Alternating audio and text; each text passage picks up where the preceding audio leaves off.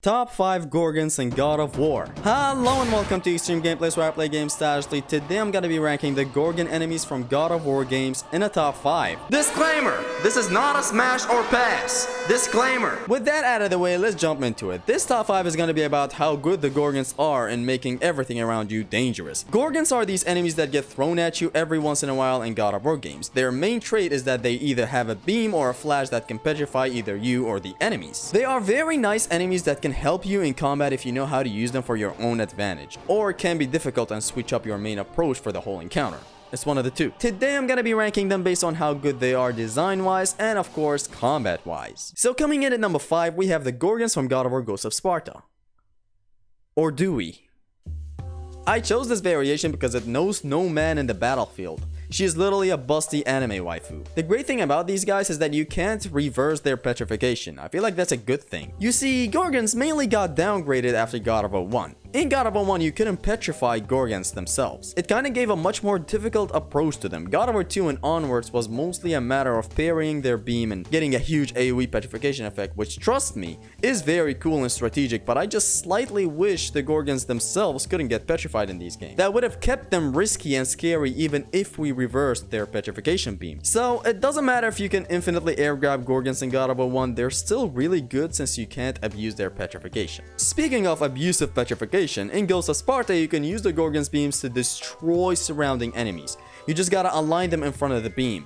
The petrification buildup is so strong on the enemies in Ghosts of Sparta for some reason, and it works wonderfully in your favor if you know how to use them. Ghosts of Sparta's Gorgons take the number 5 spot. Coming up next at number 4, we have the Gorgon Assassins from God of War 1. These guys get introduced in the Temple and the Challenge of Atlas, and they are dangerous as hoes. It's still the beam, but they chase you around faster and generally have more health. The main gripe I have with these guys would be that they bounce after air grabs or ground to air grabs. I really wish they were like Medusa. Medusa does not bounce back up after an air grab or Orion's harpoon, which, trust me, I would have picked Medusa instead of these assassins, but the problem is just that we meet Medusa only once and she never makes a comeback again. Besides, there's no really big difference with Medusa and the even normal Gorgons, if I'm being real, other than the whole bounce stuff that I just talked about. All in all, the Gorgon assassins are dangerous and I like them very much. Hell, grabbing them takes 3 different swings of the analog, and their placement in the game is generally so good. The assassins in God of War 2 got a very neat upgrade where they do the flash rather than the beam.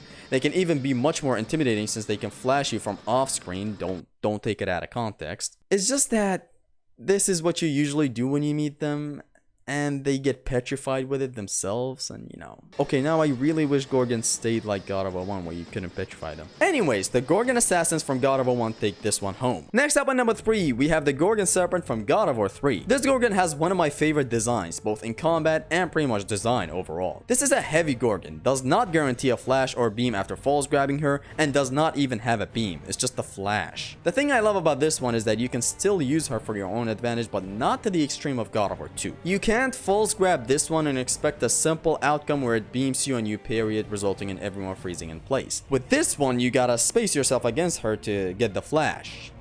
Sometimes. I like how there is no guarantee on when she might do the petrification move. Still sad that she herself gets petrified, but that's a thing of old. I like how there's an encounter designed around her as well, really bringing the God of War 1 feel of gimmicky and puzzle-like encounters. I really like this one. And the best thing about this Gorgon is that when you grab kill her, it's not only the amazing resource management that kicks in with the blue orbs given to you. You also find Kratos holding the head up to petrify everyone in sight. This is what I mean. The reward of petrifying everyone around should be like this. It should be difficult. You should kind of drain down the Gorgon herself, not just a matter of false grab, parry, and everyone's frozen. I really like the design of the Gorgon Serpent in God of War 3. It takes the number 3 spot. But now at number 2, we get an even better Gorgon in the next mainline game after God of War 3. God of War Ascension's Hooded Gorgon takes the number 2 spot. I really like these guys. These gals. First off, the design. My god, how heavy and tanky they look.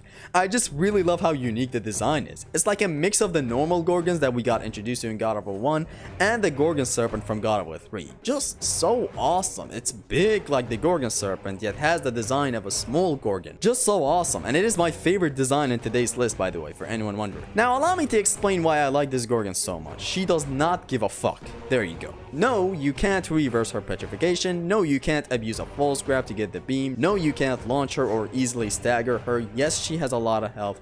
Yes, she is tanky, and yes, she is racist. Now, this one can grab you and you can escape it, but it's not like the God of War 3 Serpent Grab. In God of War 3, you would favor that move, since you wouldn't take damage. Like, the Gorgon would just grab you, you would escape it, and the damage is only dealt to the Gorgon, not to you. In God of War Ascension, this grab of the Gorgon deals damage on the spot to you. Now, you might think you damage her as well, and you'd be right, but it's still damage taking on your end as well. Which is not a lot of damage, but it's still damage taken if you are a no damage enthusiast. Now, the grab kill on this Gorgon is so great, and it's up there as one of my favorite grab kills in all of God of War, but I sadly cannot show how the outcome is. Even though it's so satisfying and bloody and gory, I wish I could show it right now, but oh well. Also, regarding the grabs, let's talk about it. The whole thing with the grab kill is that it takes long to finish, I know. Now here's the catch on why this is long. This works in your favor. This grab kill is this long by design, and it was intentional. You see, in God of War Ascension, you have items that are on cooldown. Doing these long grab animation works in your favor since they kind of take long to finish. And the entire time you're taking out and battling out this Gorgon in this grab animation, you are safe. The only threat is the actual Gorgon you are fighting. So the outcome is you both get a safe kill on the Gorgon and your cooldowns are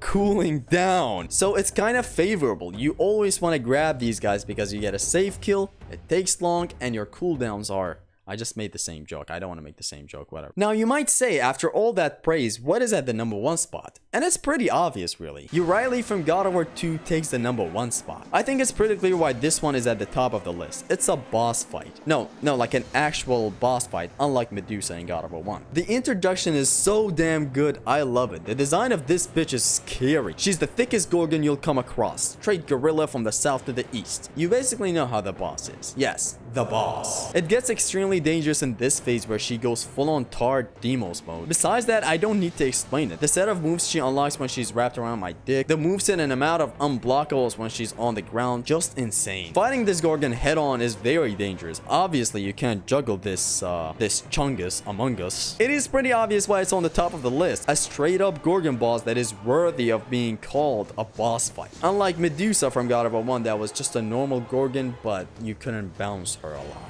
It also is a really nice boss fight overall, just having this brawl against this Gorgon queen. She's not a queen. I really like Riley. It's one of my favorite bosses. And again, to bring it back to the introduction, the whole vibe of a section was dedicated to her. You make it to the bog and there's this gate with a petrification beam on it. You can't open it. The gate obviously has a Gorgon head on it and all that, you know, just cool styling. Proceed further and you see even more petrification themed stuff and even some Gorgons to get you prepared for what's to come. You make it inside the temple and she's taunting you and talking to you throughout. She scares. She still scares me. She can crush my head with them thighs. Wait. Anyways, then you finally make it to the arena and there's Richard petrified just as a final note that you are way too close to home. And boom.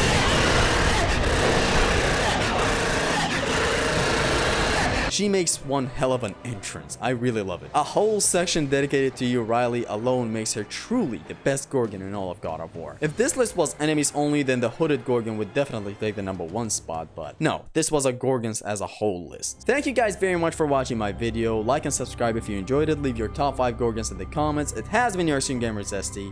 Peace.